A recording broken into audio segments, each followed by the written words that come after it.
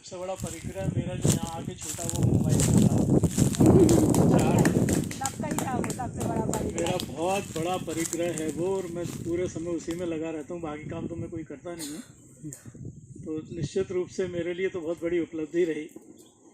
और जिस तरह से शिविर शुरू हुआ वेद ज्ञान ध्यान से, तो निश्चित रूप से जिस तरह से महाराज जी ने विवेचन किया एक एक चीज़ों का, वो हमने आत्मसात किया। और हम मन बुद्धि चित्त अहम को कैसे अपने काबू में करें, ये हमने इस शिविर में सीखा। अहंकार हमारे भीतर तो भरा रहता है। आज की अगर बात लें, महाराज जी का अंतराय आज हुआ। हम लोग में से बहुत सारे लोग सोच रहे हैं कि आज महाराज जी भोजन नहीं कर पाए, लेकिन मुझे लगता है कि महाराज जी ये सोच रहे हैं कि मेरा एक भोग अंतराय कर्म घटा, और यही हमें सीख लेनी चाहिए इससे कि जैसे अहंकार के लिए महाराज जी ने कहा है कि ठूंठ की तरह होता है, जड़ से उखड़ जाएगा लेकिन झुकेगा नहीं। और घास की दूब होती है तो वो ऐसी होती है कि जिस तरफ हवा का रुख रहता है उस तरफ झुक जाती है। यही समता शांति का भाव जो कल सामायिक में महाराज जी ने बताया था, यही समता शांति अगर हमारे भीतर आ जाए कि पाप के उदय में घबराएं नहीं, संक्लेश परिणाम नहीं करें, और पुण्य के उदय में फूलें नहीं, हमेशा समता शांति से रहें, तो निश्चित रूप से ये हमारी शिविर में आने की बहुत बड़ी उपलब्धि होगी। और फूलना के माध्यम से मेरा सबसे ज़्यादा जो मन एकाग्र हुआ वो फूलना में ही हुआ। बाकी चीज़ों में तो मैं चिंतन मनन ही करता रहा। और पदस्थ ध्यान, जैसे महाराज जी ने हमें साधु से लेकर सिद्ध पद तक की यात्रा कराई, निश्चित रूप से अलौकिक थी। और जब हम सिद्ध पद में पहुंच रहे हैं तो दंड कपाट जब हम कर रहे हैं तो निश्चित रूप से अपने आप को अरहंत देखेंगे, तभी हम दंड कपाट कर पाएंगे।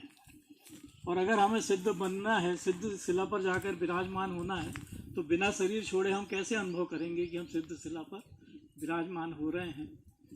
तो निश्चित रूप से अप्रतिम आनंद था और मैंने तो बहुत सीखा। और यही मैं कहूँगा कि हम सब यही सीख यहाँ से लेकर जाएं कि समता और शांति धैर्य हमारे भीतर हमेशा बना रहे, और उससे को साथ में लेकर ही हम अपना जीवन जिए। तो निश्चित रूप से जैसा पदस्थ ध्यान में अपन कर महाराज जी ने कराया कि चिंतन मनन करो, पद का करो, मंत्र का करो, वाक्य का करो।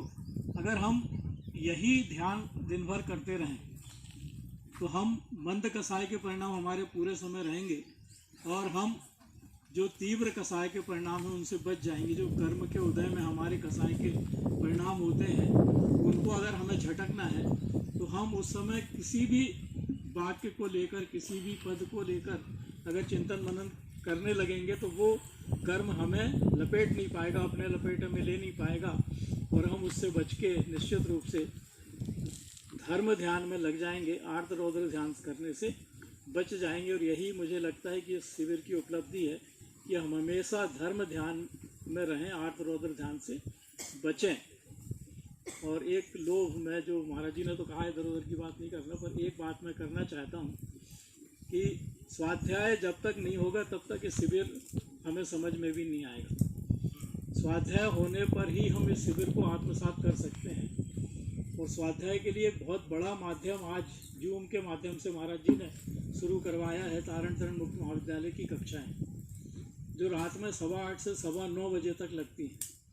इसमें जितने लोग बैठे हैं उसमें से कुछ तो निश्चित रूप से हमारे श्रोता हैं, लेकिन अधिकांश हमारे श्रोता नहीं हैं। उस जूम ऐप पर अगर आप जुड़ेंगे तो आपको बेसिक ज्ञान से लेकर और अत्यंत गूढ़ ज्ञान तक उस जूम ऐप पर मिल रहा है। सोमवार को समय श्री बहन जी क्लास लेती हैं, जिसमें वो अभी जैन सिद्धांत प्रवेश का पढ़ा रही हैं। मंगलवार को बिंद श्री बहन जी उसमें कक्षा लेती हैं, जिसमें वो तत्वार्थ सूत्र का अध्ययन करा रही हैं। बुधवार को मैं भी एक कक्षा लेता हूँ जिसमें श्रावकाचार अब शुरू होने वाला है। गुरुवार को दिव्यानंद महाराज जी कक्षा लेते हैं, जिसमें हमें मोमल पाहुड़ के मर्म समझने को मिलते हैं।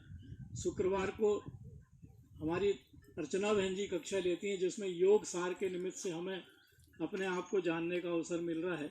और शनिवार को ऐसा ग्रंथ जो हम बहुत कम सुन पाते हैं, छद्मस्त वाणी जी, उस पर प्रवचन हो रहे हैं अमित ब्रह्मचारी अमित जी के, और हमें बेसिक ज्ञान से लेकर गूढ़ ज्ञान तक सब चीज़ें उसमें जानने को मिल रही है।